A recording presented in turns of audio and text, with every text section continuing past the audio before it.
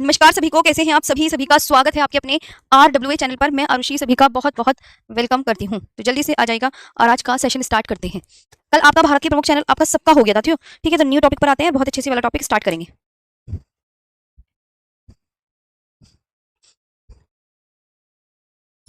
जी जी, ठीक है, आ गए सभी। भारत का गुड मॉर्निंग, गुड मॉर्निंग। ठीक है, चलो तो बस आज अच्छे से सेशन स्टार्ट कर देते हैं बिना देरी किए। बहुत इंपॉर्टेंट है, इसके पीछे का तो हमने पूरा कर लिया था ना, आपसे बहुत अच्छे से जानते हैं, तो मैंने करवाई दिया था आपको, है ना? जितना भी भारत के प्रमुख चैनल थे वो हमने सब कवर कर लिए थे। अब यही होगा भारत का समुद्री क्षेत्र डी। अच्छे से पढ़ना है, मन लगा के पढ़ना है। देखिए,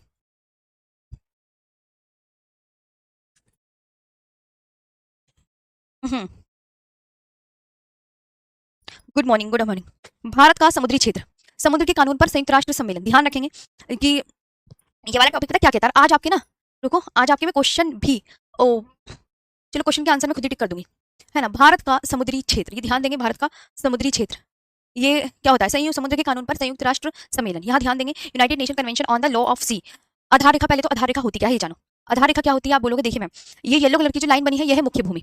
ये येलो कलर की जो लाइन बनी है, यह है मुख्य भूमि। ये क्या है? मुख्य भूमि है ना? ये क्या है? ध्यान देंगे, येलो कलर की जो लाइन मैं आपसे पूछूं, आप मुझे बताना, जो येलो कलर की लाइन बनी हुई है, ये क्या है? तो आप क्या बोलोगे? मैम ये मुख्य भूमि है। ये क्या है? मुख्य भूमि। लेकिन जो इसके आसपास, जी जी, तो यहाँ ध्यान देंगे। और हाँ, थोड़ा ही कैमरे की सेटिंग कल की क्लास में ही बिगड़ गई थी, आप सब बहुत अच्छे से जानते हैं। तो इसे ना अभी मैं सही करवाऊंगी। अभी ना कॉल रिसीव नहीं कर रहे हैं, जैसे ही आपकी क्लास ऑफ होगी उसके बाद ही कैमरे की सेटिंग करवानी है मेरे को। अभी पढ़ लो, आज तो फिलहाल हमें काम चलाना ही पड़ेगा, कल कर लेंगे। जी जी जी जी, पहले से ही। हाँ देखो, यहाँ पे ध्यान दो, मैं आपसे क्वेश्चन पूछूंगी, आप आंसर करोगे ना, तब आपको पता चल जाएगा। इसमें मैंने इसमें ये कहा, इस पूरे बोर्ड में कौन सी मुख्य भूमि है, कौन सी मुख्य भूमि है। तो आपने याद करना है बहुत अच्छे से कि जो येलो कलर की है, ये येलो कलर की ये मुख्य भूमि है। ये क्या है? येलो कलर वाली मुख्य भूमि। येलो कलर वाली क्या है? मुख्य भूमि। ये मुख्य भूमि है, और मुख्य भूमि के पास से हमने एक आधार रेखा खींची है ताकि हम इनको और अच्छे से कर पाए। मतलब आधार रेखा कौन सी होती है? ये वाली, जो मुख्य भूमि के आसपास, प्रायद्वीपीय भारत भी कह सकते हैं इसे, मुख्य भूमि के आसपास जो खींची जाती है। अब आधार रेखा और ये मुख्य भूमि, आधार रेखा देख रहे हो आप? आधार रेखा ये वाली है, आधार रेखा ये वाली है, आधार रेखा ये वाली है। और आधार रेखा और मुख्य भूमि के बीच में जो जल भरा हुआ है, ये जो जल भरा हुआ है, इसे क्या बोलते हैं? ये लिखा हुआ है आंतरिक जल। तो समझ में आ गया आंतरिक जल कहाँ है? जी, ये बताइए, यहाँ तक समझ में आ गया? हाँ या ना का आंसर देती चलो, जो मैं आपसे क्वेश्चन पूछ रही हूँ मुझे वो सब बताते हुए चलेंगे। जी, मैंने आपसे कहा मुख्य भूमि ये येलो कलर वाली है और ये आधार रेखा है। आधार रेखा, तो मुख्य भूमि और आधार रेखा के बीच में जो जल भरा हुआ है उसे क्या बोलते हैं? उसे बोलते हैं आंतरिक जल। आधार रेखा कौन सी? आधार रेखा ये वाली है, बेस लाइन ये है। तो इतनी बात क्लियर हो गई? हाँ जी मैम। जी, कल चैनल ही पढ़ाए थे मैंने, यहाँ तक क्लियर। तो सबसे पहले तो एग्जामिनर क्वेश्चन पूछेगा आधार रेखा क्या है। अब देखिए, जो हमारा भारत है, भारत का तट कैसा है? एग्जामिनर पूछेगा तो आप क्या बताएंगे? तो हम हमेशा याद रखेंगे जो भारत का तट है वो कटा छटा है। भारत का तट कैसा है? जी सब बताएं, कैसा है भारत का तट? मैं पूछ रही हूँ।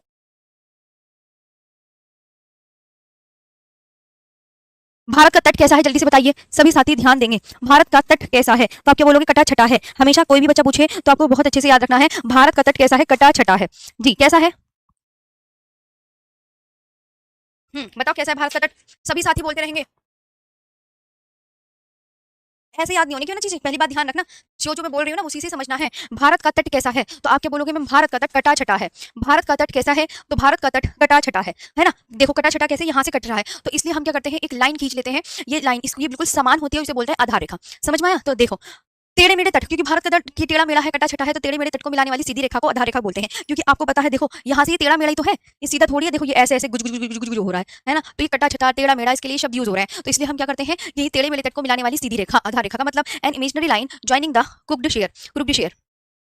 जी, आंतरिक जल क्या होता है? Internal water. तो इंटरनल वाटर, स्थलीय भाग, स्थलीय भाग कौन सा? ये येलो कलर वाला स्थलीय भाग एवं आधार रेखा कौन सी है? आधार रेखा ये वाली है। स्थलीय भाग ये वाला है दोस्तों, और ये कौन है? आधार रेखा। ये आधार रेखा है, ध्यान देंगे सभी। ये क्या है? आधार रेखा। ये लिखी हुई नहीं, आधार रेखा है। और ये क्या है? ये स्थलीय भाग है। तो आधार रेखा ये लिखा हुआ है ना, स्थलीय भाग एवं आधार रेखा के मध्य स्थित जो भी जल होता है उसको क्या कहते हैं? आंतरिक जल कहते हैं। तो ये क्या है? स्थलीय भाग, और ये क्या है? आधार रेखा। इन दोनों के बीच स्थित जल को क्या कहते हैं? आंतरिक जल कहा जाता है, क्योंकि इन दो रेखाओं के अंदर है, इसलिए क्या कहते हैं इसे? इसलिए इसे कहते हैं आंतरिक जल। इसलिए इसे क्या कहते हैं? आंतरिक जल कहते हैं। तो आंतरिक जल कहाँ है ये पता चल गया? एक एक बात बताते हुए चलेंगे। जी, एक एक बात बताते हुए चलेंगे, आगे पढ़ते हैं नेक्स्ट पर।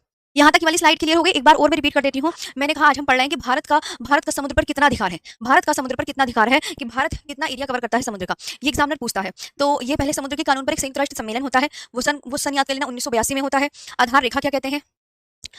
कटा छटा मतलब कि बहुत टेढ़ा मेढ़ा है। हाँ जी, तो टेढ़े मेढ़े तट को मिलाने वाली सीधी रेखा आधार रेखा। ये आंतरिक जल, स्थलीय भाग एवं आधार रेखा के मध्य स्थित सागरीय जल। जी, आगे आते हैं नेक्स्ट पर कि एक नॉटिकल मील कितना होता है। ये वेरी इंपॉर्टेंट क्वेश्चन एग्जाम में पूछा जाता है। एक नॉटिकल मील कितना होता है ये बताइए सभी। तो आप क्या बोलोगे? मैम एक नॉटिकल मील 1.852 किलोमीटर होता है। एक नॉटिकल मील कितना होता है, बोलो मेरे साथ, 1.852 किलोमीटर होता है।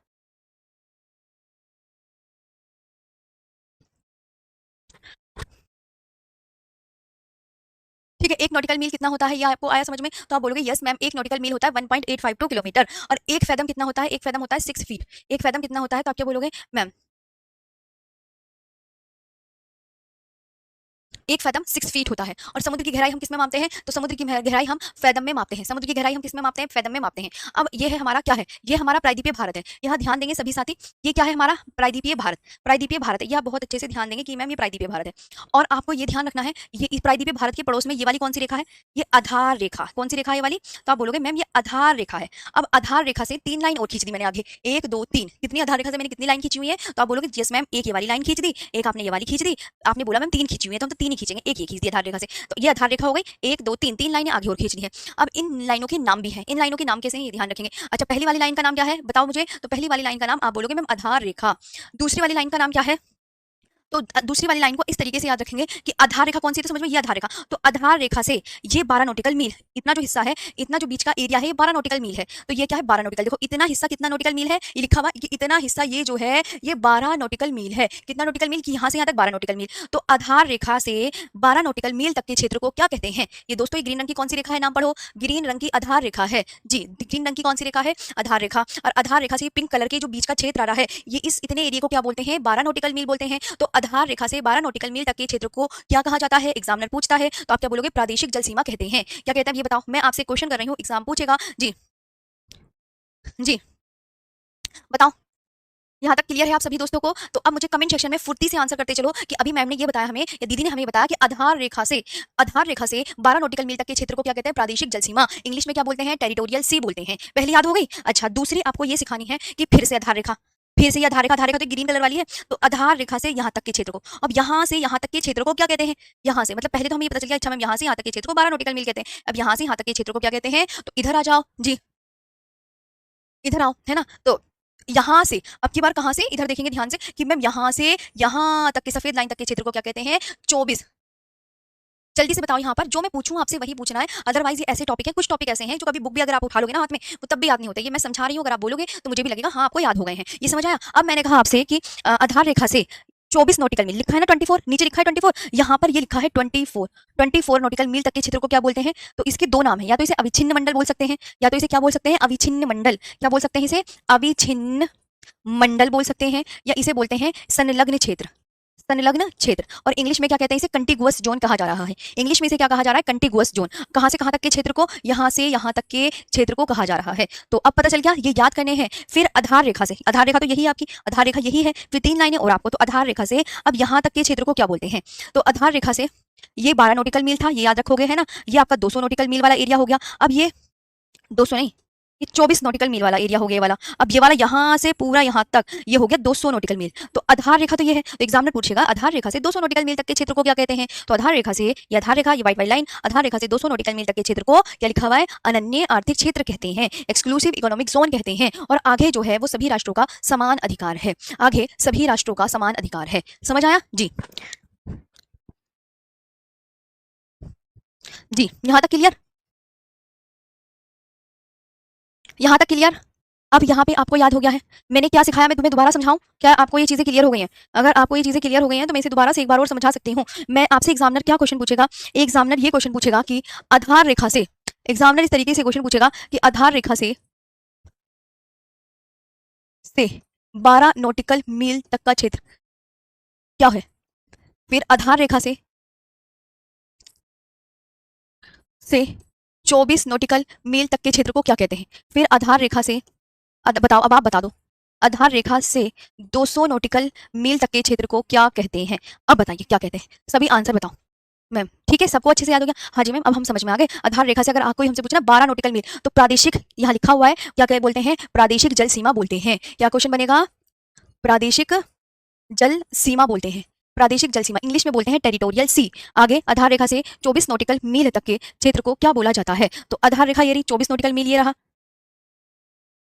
तो अविच्छिन्न मंडल, मंडल या संलग्न क्षेत्र, ठीक है। हो गया। आधार रेखा से 200 नॉटिकल मील तक का क्षेत्र अनन्य आर्थिक क्षेत्र, एक्सक्लूसिव इकोनॉमिक जोन, अनन्य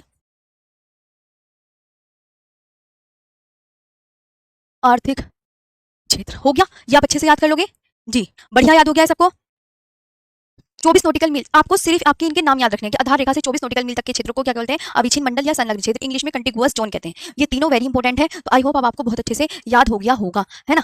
अब तो कोई दिक्कत नहीं है ना याद करने में। प्रादेशिक जल सीमा, अविच्छिन्न मंडल या संलग्न क्षेत्र और अनन्य आर्थिक क्षेत्र, ये आया समझ में।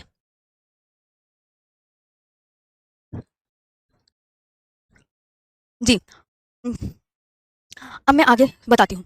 अब मैं आगे यहाँ पे बताती हूँ, यहाँ ध्यान देंगे। अब मैं आगे यहाँ बताती हूँ, यहाँ पर ध्यान देंगे, ठीक।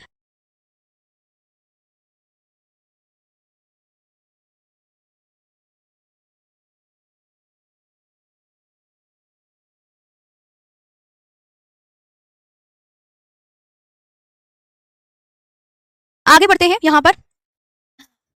अच्छा, तो भारतीय समुद्री सीमा को कितने भागों में बांटा जाता है, अब पता चलिए ना भारतीय समुद्री सीमा को कितने भागों में बांटा जाता है। आप बोलोगे यस मैम, अब तो मैं समझ में आ गया जी। तो भारतीय समुद्री सीमा को 3 भागों में बांटा जाता है। 3 कितने भागों में बांटा जाता है, 3 कौन कौन सी 3 भाग हो गए। अब ये नाम तो लिखवाए हैं मैंने कि मैम अभी तो आपने बताया 3 भागों में, एक तो आधार रेखा, एक आधार रेखा से 12 नॉटिकल मील तक का क्षेत्र, एक आधार रेखा से 24 नॉटिकल मील तक का क्षेत्र और एक आधार रेखा से 200 नॉटिकल मील तक का क्षेत्र। तो भारतीय समुद्री सीमा को कितने भागों में बांट के पढ़ते हैं, 2 में, 3 में, 4 में या 5 में। आप किस पर कट करके आओगे, टिक करके आओगे। तो आप बोलोगे मैम हम तो टिक करके आएंगे कि आधार 3 भागों में बांटकर पढ़ते हैं। तो अब 3 भागों में बांट के पढ़ रहे हैं। सबसे पहले तो प्रादेशिक जल सीमा, प्रादेशिक जल सीमा, प्रादेशिक जल सीमा। जो प्रादेशिक जल सीमा है ये आपको बहुत अच्छे से याद रखना है। ये आधार रेखा से कितने नॉटिकल मील तक का क्षेत्र है, एग्जामिनर पूछेगा। तो ये आधार रेखा से 12 नॉटिकल मील तक का क्षेत्र, याद हो गया ना जी। हाँ 12 नॉटिकल याद करना है क्लास में। इसकी टेंशन मतलब कोर्स कब कंप्लीट होगा, कोर्स की जिम्मेदारी मेरी, मैं 7-8 साल से पढ़ा रही हूँ। मैं अपना आपको 2-3 महीने, 2-2.5 महीने में कोर्स कंप्लीट हो जाएगा, टेंशन मत लो। अभी पढ़ो पूरा अगस्त, आप अपना आराम से क्लास लो। पूरी अगस्त क्लास चलेगी, सितंबर में देखेंगे कहीं कि क्लास ऑफ करनी है, मतलब सिलेबस सितंबर तक हो जाएगा। हाँ सितंबर के मिड में हो जाएगा। तो ये आधार रेखा से 12 नॉटिकल मील तक का क्षेत्र है, ये आपको याद रखना है। इसके बाद आपको ये याद रखना है कि जो है भारत को इस क्षेत्र में सभी प्रकार के संसाधनों के दोहन का पूर्ण अधिकार है। मतलब भारत को इस क्षेत्र में सभी प्रकार के संसाधन, संसाधन वो कुछ भी हो सकते हैं, संसाधन वो संसाधन कुछ भी हो सकते हैं जी। मैडम क्लास अभी ओके है क्लास, मैं तो कहीं खड़ी हूँ ओके। और एक और बात, मेरी ना एनटीपीसी की मैराथन आ रही है, फिर से एक और मैराथन। मेरी मैराथन रहेगी 31 तारीख को रहेगी। तो आप उसमें भी आपको ज्योग्राफी के नए नए क्वेश्चन मिलेंगे। अगर आप वो सेशन लेना चाहते हैं तो मेरी शाम को 4 बजे वो क्लास होने वाली है 31 तारीख को। तो आप जरूर आप आइए और बहुत अच्छे से उस सेशन में जुड़िएगा जी।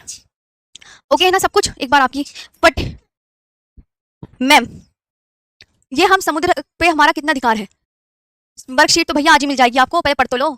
चैप्टर तो हाँ कल को आपका एक न्यू चैप्टर होगा जी। उसकी टेंशन मतलब कोर्स की, तुम बस पढ़ने पे ध्यान दो। समुद्री सीमा किसी से याद नहीं होती, मैं बता रही हूँ पहले। हाँ तो 31 तारीख यानी कि परसों को मेरी शाम 4 बजे एक और ज्योग्राफी की मैराथन आ रही है यूट्यूब पर। तो आप उस सेशन में जुड़ जाइएगा, क्या पता आपका बहुत अच्छे से क्लास हो जाए, आपको बहुत अच्छा लगेगा, है ना। तो भारत को इस क्षेत्र में सभी प्रकार के संसाधनों के दोहन का पूर्ण अधिकार है। चाहे कोई मछली मिल रही हो, चाहे कोई तेल मिल रहा हो, चाहे कोई खनिज तेल मिल रहा हो, तो मतलब कि हम इसमें से जो भी कुछ मिले वो हमारा ही होगा भारत का। कितने से कितने तक के क्षेत्र में, आधार रेखा से 12 नॉटिकल मील तक के क्षेत्र में। आगे बढ़ते हैं नेक्स्ट। अब अविच्छिन्न मंडल या संलग्न क्षेत्र कहाँ से कहाँ तक का क्षेत्र है, तो आप क्या बोलोगे, आधार रेखा से 24 नॉटिकल मील तक के क्षेत्र को क्या कहा जाता है, अविच्छिन्न मंडल या संलग्न क्षेत्र कहा जाता है। इस पे सीमा शुल्क, अगर मान लो कहीं के मछुआरे हैं, कहीं के मछुआरे हैं जैसे कि पाकिस्तान के मछुआरे पकड़ते पकड़ते हमारे एरिया में आ जाते हैं, तो उन पर सीमा शुल्क लगेगा कि आपने भैया 24 नॉटिकल मील में एंट्री कैसे कर दी, आपको तो आपकी सीमा बाहर बाहर है, आप जाओ और इस पर शुल्क लग जाएगा। मतलब ये ध्यान रखना है। और साफ सफाई की जिम्मेदारी, वहां पे कोई भी गंदगी है 24 नॉटिकल मील तक के क्षेत्र में, तो वो सिर्फ भारत ही सफाई का जिम्मेदार होगा, वो ही सफाई करेगा जी, वो ही सफाई करेगा। ये भी आपको बढ़िया से याद करना है। और पर्यावरणीय जितनी भी वहां पे पर्यावरणीय स्वच्छता का भी अधिकार है। ओके यहाँ तक क्लियर हो गया, तो ये आपको बहुत अच्छे से याद रखना है। आई होप अब बिल्कुल क्लियर होगा जी। यहाँ तक प्रिंस आपको क्लियर है, बताइए सबको समझ में आया। हाँ मैम हमें तो पूरा प्रादेशिक सीमा याद हो गया, शाबाश। किस किस को याद हुआ, एक बार प्यारी सी स्माइल कर दो, उससे मुझे पता चल जाएगा कि ज्यादातर याद हो गया या नहीं हुआ। ठीक है मैं याद कराना चाहती हूँ क्लास में जी। हाँ यहाँ तक क्लियर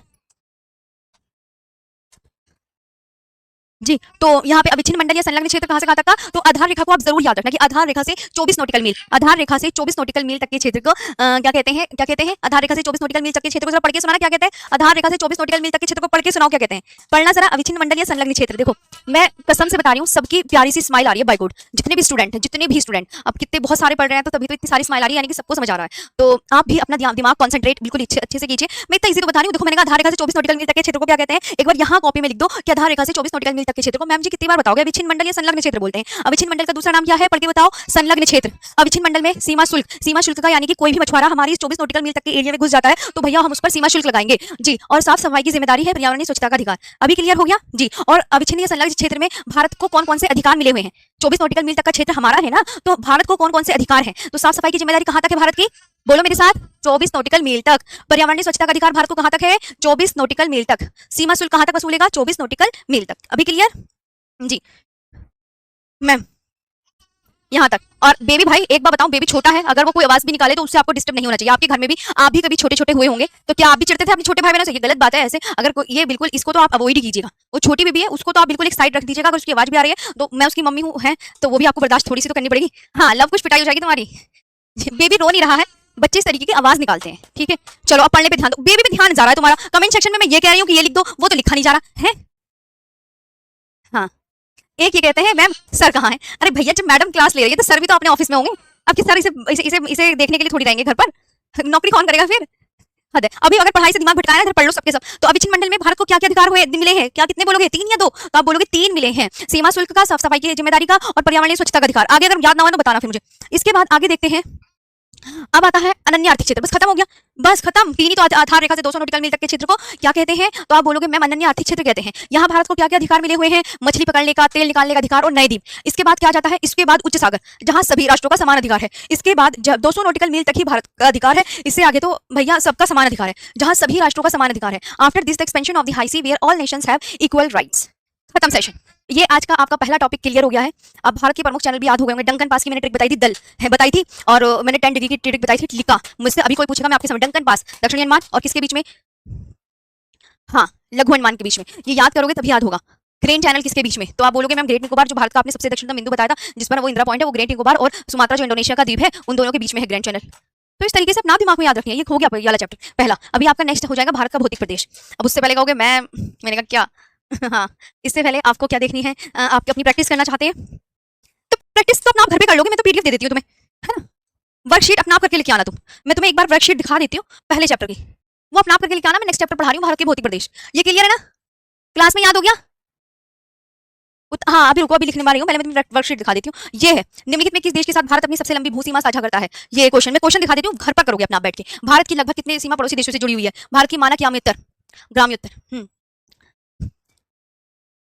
याम्योत्तर इनमें से किस स्थान से होकर गुजरती है? भारत दक्षिण एशिया का। ये इस तरीके से क्वेश्चन है आपकी पहली चैप्टर के। भारत का दक्षिणतम बिंदु, भारत देश के दक्षिणतम बिंदु, भारत पूरी तरह से किस गोलार्ध में? भारतीय मानक समय रेखा। भारतीय मानक समय सटीक ढंग से क्या दर्शाता है? एकमात्र भारतीय राज्य कौन सा जिसकी सीमा सिक्किम से जुड़ी है? रेड क्लिफ रेखा किन के बीच में है? भारत और पाकिस्तान के बीच में कौन सी रेखा है? ये बता दीजिए, है ना। काठियावाड़ प्रायद्वीप भारत की 7 बहनों के अंतर्गत शामिल नहीं है। निम्नलिखित में किस देश की भूमि सीमा भारत से जुड़ी नहीं है? महाराष्ट्र की सीमा। इस तरीके से क्वेश्चन है, आराम से देख लेना कितने क्वेश्चन है। ये भी दिखा देते हैं आपको। मैंने देखो प्रॉमिस कर रखा है, मैं अपनी तरफ से पूरे प्रॉमिस आपकी कंप्लीट करूंगी। आकार के मामले में भारत कितने बड़ा देश है सब जानते हैं। आकार के मामले में भारत 7वां बड़ा देश है, सबको बताना पहले चैप्टर से जी। नहीं, कोई टिक विक नहीं करने की। मैं 50 क्वेश्चन है आपके पहले चैप्टर के, अपने आप घर पे बैठ के आराम से करना। इतना काम तो अपना आप कर सकते हो, सारे क्वेश्चन बन जाएंगे अगर दिमाग से पढ़ोगे तो, ठीक है। भारत की किस भारतीय राज्य की सीमा नेपाल की सीमा के साथ नहीं लगती? जो क्वेश्चन नहीं आया तो मुझे बता देना, नंबर लिख के लिया ना, मैं वो करवा दूंगी। वरना मोस्टली क्वेश्चन मैंने सारे करवाए हैं, सभी करवाए हुए हैं। तो अब आपको समझ में आ गया? ये मैप क्लियर हो गया आप सबको? ये मैप क्लियर हो गया? ये आ गया? हाँ मैम। अरे ये वर्कशीट वरना फिर मैं देने की नहीं आज के बाद। ये मेरे प्यारे भाई बहनों, जितने भी आप छोटे बड़े भाई बहनों, मैं आप सबसे प्रॉमिस कर रही हूँ, अगर आपको इनका सोल्यूशन नहीं आया, ये देखो आप अपने आप, मैंने आपको पूरा फर्स्ट चैप्टर पढ़ाया ना मैंने, तो आपको सब चीजें याद हो गई होंगी। आपको सिर्फ अपना अपना दिमाग लगाना है। अगर मैं ही आपको सब चीज बता दूंगी तो आपको फिर सब कुछ बना बनाया मिल जाएगा। फिर आप अपना एफर्ट क्या लगाओगे? आप अपना एफर्ट लगाइए और आप देखिए हम 50 में से कितने क्वेश्चन सही कर पा रहे हैं। अपने आप को भी एक टारगेट दीजिए कि हम अब देखते हैं, मैडम ने हमें 50 क्वेश्चन का वो दिया है और हम 50 क्वेश्चनों में से कितना ठीक कर पा रहे हैं। तो आप मुझे कल बताना फिर आकर क्लास में कि मैम हमने 50 में से इतने क्वेश्चन सही किए, बाकी आप हमें बता दो। मैं सच में आपको बता दूंगी, ओके ठीक है। अभी अपने आप को टारगेट देना है, मैं सारा ही आपको खिला पढ़ा दूंगी, तो फिर आप अपने दिमाग से क्या करोगे? तभी तो आपको चीजें याद होंगी जब अपने दिमाग से कुछ सोचोगे जी। आराम से, कोई जल्दी नहीं है, क्योंकि अभी सेकंड चैप्टर भी 6 दिन बाद 6 दिन तक चलेगा, तो 6 दिन बहुत होते हैं। आराम से 6 दिन तक कर लो, जितनी भी अच्छा है। Thank you. बताओ ऐसे सही है ना? एक बार बोल दो यस मैम हम खुद करेंगे। ये लिख दो क्लास में, यस मैम हम खुद करेंगे। अपना माइंड यूज करो, मैं आपको दे दूंगी तो भाई वही बात है ना, फिर तो सारा कुछ खिला पका पकाया मिल जाएगा, खाना खाना रह जाएगा, फिर दिमाग भी नहीं लगा पाओगे। अपने आप करो। मैम आंसर की भी दे देना इसकी। हाँ ओके, आंसर की दे देती हूँ मैं, टेंशन मत लो। आंसर की लास्ट में लगी रहेगी, पक्का प्रॉमिस। आंसर की लास्ट में लगा दूंगी मैं। और कुछ बस, अब तो हो गया ना। चलो शाबाश। ये पहला चैप्टर समझ में आया? एक बार रिपीट कर दे। मैंने आपको समझाया भारत की समुद्री क्षेत्र, जी, है ना? अपना दिमाग यूज़ करोगे तो अपने आप चीज़ें देखो, पहला चैप्टर बिल्कुल रट जाएगा। समुद्र, ये एक कानून होता है, समुद्र के कानून पर संयुक्त राष्ट्र सम्मेलन, कि कितने जो है भारत को कितना समुद्र पर अधिकार है, ये है। तो भारत को जो समुद्री अधिकार मिला हुआ है उसको हम 3 भागों में बाँट के पढ़ते हैं, कि एक आधार रेखा से 12 नॉटिकल मील तक का क्षेत्र, एक आधार रेखा से 24 नॉटिकल और एक आधार रेखा से 200 नॉटिकल मील। इनके नाम याद कर लेना है। अब वो आधार रेखा से जो प्रादेशिक जल सीमा है वो आधार रेखा से 12 नॉटिकल मील तक है। वो यहाँ पे जो भी कुछ मिलेगा वो सिर्फ भारत का अधिकार होगा, वो भारत के अंडर में आएगा। यहाँ पे अविच्छिन्न संलग्न क्षेत्र में भारत को 3 तरह के अधिकार है: सीमा शुल्क, साफ सफाई की जिम्मेदारी और पर्यावरणीय स्वच्छता का अधिकार। इसके बाद 200 नॉटिकल मील तक के क्षेत्र में वो इतने काम कर सकता है भारत: मछली पकड़ना, तेल निकालना और नए द्वीप। और इसके बाद क्या बचता है? हाई सी। देखो यहाँ पे लिखा हुआ है, इस मैप में यहाँ पे लिखा हुआ है कि इसके आगे, ये येलो कलर के आगे जितना भी ये एरिया बचा हुआ है ये हाई सी है, यानी कि 200 नॉटिकल मील तक ही भारत का, यहाँ से लेके यहाँ तक भारत का अधिकार है। फिर इसके आगे जो है सभी राष्ट्रों का समान अधिकार हो जाता है। ओके, अभी यहाँ पे क्लियर है जी। आंसर की है मेरे पास 50 के बाद 51वें पेज पर आपको आंसर की मिलेगी। चलो अब हम आते हैं नेक्स्ट चैप्टर पर। ये आपने लिख लिया ना अच्छे से? जी, आगे आते हैं। अब देखो यहाँ पे नेक्स्ट है भारत का भौतिक प्रदेश। पहले तो आपको मैप ही बहुत अच्छे से ड्रॉ करके बताना पड़ेगा, बिना मैप के काम ही नहीं चलेगा। मैं कहानी सुनाती हूँ, कहानी कुछ इस तरीके की है, कहानी बड़ी इंटरेस्टिंग है जी। करोड़ों वर्ष पहले जो आज आप वर्ल्ड में महाद्वीप देखते हैं, वर्ल्ड के मैप में महाद्वीप देखते हैं, वो आज क्या है? सब अलग अलग है, सब अलग अलग है ना, सारे अलग अलग है ना। लेकिन करोड़ों वर्ष पहले क्या था? आपस में ये महाद्वीप जुड़े हुए थे। क्या था? आपस में महाद्वीप क्या थे? जुड़े हुए थे। कौन आपस में जुड़ा हुआ था? जल्दी से सभी कमेंट सेक्शन में बताओ कि मैम आपने बोला है आपस में महाद्वीप जुड़े हुए थे। तो उन महाद्वीप, जो सातों महाद्वीप आपस में जुड़े हुए थे, उनको क्या कहा जाता था? ये बताओ, उनको क्या कहा जाता था? बताओ क्या कहा जाता था? तो आप बोलोगे देखिए मैम, आपने देखो कैसे जुड़ा हुआ। नॉर्थ अमेरिका ये दिख रहा, यूरेशिया ये दिख रहा, पहले समझ लो। साउथ अमेरिका ये रहा, अफ्रीका ये रहा, इंडिया ये रहा, ऑस्ट्रेलिया ये रहा, अंटार्कटिका ये रहा। तो ये कुछ इस तरीके से आपस में जुड़े हुए थे। अब जुड़े हुए महाद्वीपों को क्या कहा जाता है? ये बताइए, सब बताओ, सभी बताओ। एक तो आपस में जुड़े हुए महाद्वीपों को क्या कहा जाता था? तो आप बोलोगे मैम पेंजिया। आपस में जुड़े हुए, मोस्ट इंपोर्टेंट क्वेश्चन, कि सातों महाद्वीप जो आपस में जुड़े हुए थे उनको क्या बोलते थे? पेंजिया। और पेंजिया के चारों ओर क्या था? समुद्र था। देखो समुद्र था, तो समुद्र को क्या बोला गया? पेंथालासा। समुद्र को क्या बोला गया? पेंथालासा बोला गया। समुद्र को क्या बोला गया? पेंथालासा। ये क्लियर हो गई? आपस में कौन जुड़ा हुआ था बताओ? आपस में, मैं सामने से हटती हूँ, मुझे आप बताओ आपस में एक दूसरे से कौन जुड़े हुए थे? तो आप क्या बोलोगे? मैम सातों महाद्वीप आपस में जुड़े हुए थे। तो जो आपस में सातों महाद्वीप जुड़े हुए थे तो उनको क्या कहा गया? ये बताइए जी, बताओ, आराम से सुनना है जी।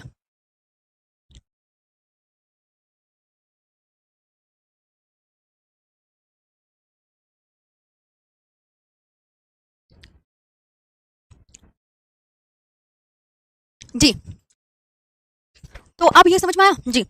ये हिमालय की उत्पत्ति कैसे होती है, इन पे बात कर रहे हैं। अब यहाँ पे आपने पहले तो ये समझ लिया मैम, अच्छा हम समझ गए हैं ये कहानी। अब क्या होता है इसके बाद? ये मैप आता है। तो उसके बाद जो होता है, ध्यान देंगे, ये महाद्वीपीय विस्थापन सिद्धांत सुना है? कोई बात नहीं, मैं होने वाली। तो महाद्वीपीय विस्थापन सिद्धांत आप बोलेंगे तो कौन आपस में? महाद्वीपीय विस्थापन सिद्धांत आपको बहुत अच्छे से याद रखना है, ये अल्फ्रेड वैगनर ने दिया था। ये जर्मनी के भूगोलवेत्ता थे। इन्होंने बताया कि जो सारे महाद्वीप थे वो आपस में एक दूसरे से कनेक्ट थे। जो आपस में एक दूसरे से महाद्वीप कनेक्ट थे उनको पेंजिया बोला गया, और जहां चारों ओर पानी था उसको क्या बोला गया? उसको पेंथालासा बोला गया। तो अब क्या होता है? करोड़ों साल बाद कौन टूटता है? तो ये एग्जामिनर क्वेश्चन पूछेगा कि करोड़ों साल बाद कौन टूटा, तो आप सब क्या बताओगे कि मैम करोड़ों साल बाद ना, हम बहुत अच्छे से याद रखेंगे, पेंजिया 2 भागों में टूटा। कौन 2 भागों में टूटा? तो हमेशा याद रखना 2 भागों में टूटा कौन? ये जो लिखा हुआ है पेंजिया। अब 2 भागों में किस तरीके से टूटता है यहाँ पर ये देखना है। तो 2 भागों में किस तरीके से टूटता है? तो आप बोलोगे मैम देखो इस तरीके से टूटता है। ये ऊपर का भाग ऐसे कट गया, आप देख लो आराम से, ऊपर का भाग देखो कैसे अलग हो गया, और नीचे का भाग ऐसे अलग हो गया। तो ऊपर का भाग जो है, जो ऊपर, यानी कि जब पेंजिया 2 भागों में टूटा, कौन 2 भागों में टूटा? आपको पूछा जाएगा, आपसे पूछा जाएगा कि कौन 2 भागों में टूटा, तो आप क्या बोलोगे? मैम पेंजिया 2 भागों में टूटा। तो ऊपर का भाग क्या कहलाया? ऊपर का भाग क्या कहलाया? नाम पढ़ो। ये जो ऊपर का भाग है इस तरीके से आप देख रहे हैं, डब्ल्यू की शेप में है, तो आप बोलोगे लोरिशा या अंगारालैंड कहलाया। और नीचे का भाग क्या कहलाया? नीचे का भाग गोंडवानालैंड कहलाया। नीचे का भाग क्या कहलाया? गोंडवानालैंड। तो आराम से पहले दिमाग में इतनी बात ध्यान रखो। मैं एक और बार रिपीट करती हूँ ताकि आपको अच्छे से याद हो जाए, है ना। मैंने आपसे कहा कि सातों महाद्वीप जब आपस में जुड़े हुए थे, एक दूसरे से आपस में कनेक्ट थे, तो उनको क्या नाम दिया जाता था? बोलो मेरे साथ कमेंट सेक्शन में। तो आपस में जुड़े हुए महाद्वीपों को पेंजिया नाम दिया जाता था, और जो उसके चारों ओर सागर था उसको क्या बोला गया? जो उसके चारों ओर सागर था उसको पेंथालासा बोला गया। अब करोड़ों वर्ष बाद एक बात होती है कि पेंजिया का 2 भागों में विभाजन होता है। पेंजिया का कितने भागों में? पेंजिया का 2 भागों में, यानी उत्तर का भाग क्या कहलाया? जब पेंजिया टूटा तो उत्तर का भाग और दक्षिण का भाग। उत्तर का भाग क्या कहलाया? लोरेशिया या अंगारालैंड कहलाया, और नीचे का भाग क्या कहलाया? गोंडवानालैंड कहलाया। तो अब यहाँ पे आपको याद रखना है, और ये ना धीरे धीरे धीरे धीरे करोड़ों वर्ष की प्रक्रिया के बाद फिर भैया गोंडवानालैंड भी कई भागों में टूटता है, और अंगारालैंड भी कई भागों में टूटता है। और इसके बाद यानी कि जो आज के महाद्वीप आप उत्तर की तरफ देखते हैं ना, तो वो अंगारालैंड में शामिल है। जो नीचे की तरफ महाद्वीप देखते हैं वो गोंडवानालैंड में शामिल है। इसलिए ये पूछा जाता है अंगारालैंड में कौन कौन से महाद्वीप शामिल है, गोंडवानालैंड में कौन कौन से महाद्वीप शामिल है। तो गोंडवानालैंड में जो नीचे के होंगे वही तो होंगे, यानी दक्षिण अमेरिका, अफ्रीका, ऑस्ट्रेलिया, अंटार्कटिका, प्रायद्वीपीय भारत, ये सब गोंडवानालैंड का पार्ट है। अंगारालैंड का पार्ट, क्योंकि ऊपर है ना अंगारा, तो नॉर्थ अमेरिका, यूरोप, एशिया, तीनों अंगारालैंड के पार्ट हैं। तीनों तीनों अंगारालैंड के पार्ट हैं। आगे आते हैं नेक्स्ट पर, यहां तक समझ में आया जी? ठीक है, अंगारा लैंड यहां तक क्लियर हो गया सबको सारा? देखो लिखवा तो मैं दूंगी, आज भी लिखवाना है, कल भी लिखवाना है, पहले दिमाग में कॉन्सेप्ट तो क्लियर कर लो। महाद्वीपीय विस्थापन सिद्धांत यही है, महाद्वीपीय विस्थापन सिद्धांत मैम। अरे मेरे जितेंद्र भाई, आप, मैं कह रही हूँ, मैं सबसे प्रॉमिस कर रही हूँ, आपका जो है कोर्स भी जल्दी कंप्लीट हो जाएगा, लेकिन आप कोर्स से ज्यादा पहले याद करने पे फोकस कीजिए जी। हाँ जी यूजर जी, चलो यहाँ तक हो गया, यहाँ कहानी समझ में आई? तो कहानी ये, भारत का भौतिक प्रदेश, फिजियोग्राफिक डिवीजन ऑफ इंडिया, ये देखेंगे तो आप बोलोगे हाँ जी मैम। देखो पेंथालासा, आपस में जुड़े हुए महाद्वीपों को क्या कहा गया? पेंजिया कहा गया, और जो चारों ओर महासागर था उसको क्या बोला गया? पेंथालासा बोला गया। The continents connected to each other were called Pangaea and the ocean was called Panthalassa. Clear जी? बोलो यहाँ तक? Yes ma'am.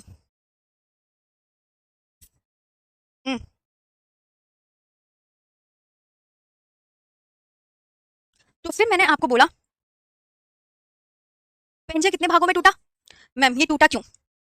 टूटा क्यों? हाँ ये भी बात सही बात पूछ रहे हैं कि टूटा क्यों। तो पृथ्वी के आंतरिक दबाव भी तो पड़ता है पृथ्वी पर, तो इस वजह से प्लेटें एक दूसरे से टकराती हैं, कुछ इस वजह से टूटा, ये आप याद रख सकते हैं। और हिमालय की उत्पत्ति के कई सारे भूगोलवेत्ता थे, तो उन्होंने भैया अपने अपने अलग अलग विचार प्रस्तुत कर दिए। हिमालय कोई कहता है, जैसे महाद्वीपीय विस्थापन सिद्धांत में तो ये कहानी है। तभी तो देखो आपको यहाँ पे एक चीज और नोटिस करके दिखाती हूँ, आराम से पढ़ो। प्रायद्वीपीय भारत, आप एक बात इमेजिन करो, इधर आओ, देखो सब भारत यहाँ था, है यहाँ था भारत पहले, यहाँ, और अब फिर कुछ कुछ बात थोड़ा ऊपर उठा, फिर कुछ और ऊपर उठा हुआ दिख रहा होगा अब आपको। इस वाले मैप में यहाँ नीचे था, इस वाले मैप में ऊपर आया 135 मिलियन ईयर्स एगो, फिर 65 मिलियन ईयर्स एगो इतना ऊपर आया, और आज भारत जाके कहाँ पहुंच गया है? एशिया के पार्ट में, यहाँ पहुंच गया ना एशिया के पार्ट में, देखो कितना ऊपर है। तो यानी कि ये कहा जाता है ना कि भारत खिसक रहा है उत्तर पूर्व की ओर, वाकई में खिसक रहा है, क्योंकि मैप ये दर्शाते हैं खुद, ये मैप देखो दर्शा रहे हैं कि यहाँ था, फिर मैम इतना ऊंचा हुआ, फिर इतना ऊंचा, अब इतना ऊंचा हो गया। हिमालय पर्वत की उत्पत्ति भारतीय प्लेट और यूरेशियन प्लेट के टकराने के कारण हुई है। एक भूगोलवेत्ता ने ये मत दे दिया कि 50 करोड़ वर्ष पहले या 50 मिलियन वर्ष पहले भारतीय प्लेट उत्तर की ओर खिसकी, अब उत्तर की ओर खिसकना शुरू हुई और यूरेशियन प्लेट से जाकर टकरा गई। तो इस टकराव के कारण क्या हुआ? तैतीस सागर के तलछट जो थे वो ऊपर उठ गए, जिससे दुनिया की सबसे ऊंची पर्वत श्रृंखला हिमालय का निर्माण हुआ। एक ने ये बताया, मैं आपको एक मैप दिखाती हूँ, यहाँ पे देखेंगे जी। जब ये पेंजिया दो भागों में टूटा ना, तो यहाँ पे आपको मैं एक बात और बताती हूँ, तो बीच में पानी घुस गया, उसका नाम रख दिया इन्होंने टेथिसी। अंगारा लैंड और गोंडवाना लैंड के बीच में पानी घुसा, उसको क्या बोला? टेथिस सी है ना। तो टेथिस सी क्या है? अंगारा लैंड और गोंडवाना लैंड दोनों के बीच टेथिस नाम का एक समुद्र था। अब इस टेथिस सागर अंगारा लैंड और गोंडवाना लैंड के बीच में था इस जगह, तो इस बीचों बीच ही क्या हुई है? यही बीचों बीच ही हिमालय की उत्पत्ति हुई है। यही इसके बीचों बीच क्या था? जब ये दो भागों में टूटा तो बीच में पानी घुसा, तो इस पानी को नाम दे दिया टेथिस सागर, इस पानी को नाम दे दिया टेथिस सागर। तो बस यही कहानी है। अब मैं कल इसके बारे में लिखा दूंगी, आज समझ में आया जी? और ये टकराना कोई एक एक दिन की बात नहीं है, ये टकराव जो होते हैं वो बहुत धीमी प्रक्रिया होती है और कई लाखों वर्षों में कंप्लीट होती है, ये आपको बहुत अच्छे से याद रखना है। आप बताओ, आज के लिए बस सेशन फिर यहीं पे रोके, यहीं याद कर लेना। महाद्वीपीय विस्थापन सिद्धांत वगैरह मैंने बता दिया, कल की क्लास में इसके बारे में मैं लिखवा दूंगी। ये क्वेश्चन अपने आप कर लोगे ना सब? किसी को कोई इशू तो नहीं है? प्लीज मुझे एक बार कमेंट सेक्शन में बता दीजिए, आंसर की आपको मिलेगी। मैम पेंजिया क्या है आप हमें बता नहीं रही हो? पेंजिया बताया तो है, जो सातों महाद्वीप आपस में जुड़े हुए थे, वो आपस में जुड़े महाद्वीपों को पेंजिया कहा गया। चलो, भारत का समुद्री सीमा को कितने भागों में बांट के पढ़ते हैं? एक बार रिपीट कर लो मेरे साथ, भारत की समुद्री सीमा को 3 भागों में बांट के पढ़ते हैं जी, 3 भागों में, है ना। वो कौन कौन से? प्रादेशिक समुद्री सीमा, अविच्छिन्न मंडल या संलग्न क्षेत्र, और एक है आपकी कौन सा है? अनन्य आर्थिक क्षेत्र। और भारत के तीनों जगह कौन कौन से अधिकार है? साफ सफाई का अधिकार कहाँ तक है? 24 नॉटिकल मील तक। सीमा शुल्क वसूली 24 नॉटिकल मील तक। सभी संसाधनों के दोहन का अधिकार भारत को कहाँ तक है? सिर्फ 12 नॉटिकल मील तक जी। ये आपको इस तरीके से याद रखना है, हाँ इस तरीके से। और हिमालय ये आपस में प्लेटें टकराती कैसे हैं? पृथ्वी के अंदर आंतरिक बलों के कारण, और आंतरिक बल और पृथ्वी के अंदर आपको पता है प्लेटें हैं, प्लेटें एक दूसरे से टकराती रहती हैं, कोई इधर प्लेट ऐसे टकराती है, कोई प्लेट इधर जा रही है, कोई प्लेट ऐसे ऐसे टकराती है, मतलब एक कम उधर को एक कम उधर को ऐसे टकराती हैं। तो इनसे भी जो है टकराने से भी हिमालय की उत्पत्ति, अलग अलग भूगोलवेत्ताओं ने अलग अलग विचार दिए। बाकी मैं कल की क्लास में आपको और अच्छे से लिखवा दूंगी, लिखवाने से चीजें और क्लियर हो जाएंगी। तो आई होप आज का सेशन आपको कैसा लगा? 2 टॉपिक हो गए, मतलब भारत का समुद्री सीमा टॉपिक वाला, ये एक ही टॉपिक में आपकी क्लास थी, ये आपका न्यू टॉपिक है भारत का समुद्री सीमा। ये भारत का जो भौतिक प्रदेश है, ये आप बहुत अच्छे से याद रखेंगे। ये आपका चैप्टर 2 है, दूसरा चैप्टर है, दूसरा चैप्टर, सेकंड चैप्टर स्टार्ट यहाँ है, सेकंड चैप्टर। ओके चलिए, आज का आई होप सेशन आपको जबरदस्त लगा होगा। अपने आप कर लोगे ना वो क्वेश्चन? अपने आप कर लोगे ना? बस इसके मैं आंसर लगा के दे दूंगी, 50 वर्कशीट मिल जाएगी। प्यारी सी कमेंट करके बता दो कैसा लगा सेशन जी। याद करना है, कोर्स अच्छे से ही कंप्लीट हो जाएगा, इसकी टेंशन नहीं लेना, आपको सिर्फ क्लास में याद करने पे फोकस करना है जी। ये याद करना है, बढ़िया। जल्दी से बता दो सेशन सबको कैसा लगा। वर्कशीट कहाँ मिलेगा? इस पीडीएफ के नीचे ही मिलेगा। पहला चैप्टर खत्म तो उसी के नीचे तो मिलेगा। आज खत्म हो गया तो मैंने आज अपना प्रॉमिस निभा दिया। सेकंड चैप्टर जैसे ही खत्म होगा 4-5 दिनों के बाद, सेकंड चैप्टर की पीडीएफ मिल जाएगी, सब कुछ आंसर विद आंसर की। ओके ठीक है, कौन टूटा कौन नहीं टूटा कल की क्लास में पूछूंगी अब मैं, तो याद करके आना। और हाँ, 31 तारीख को मेरी शाम 4 बजे मैराथन है, परसों को, यानी जरूर जुड़िएगा। Thank you.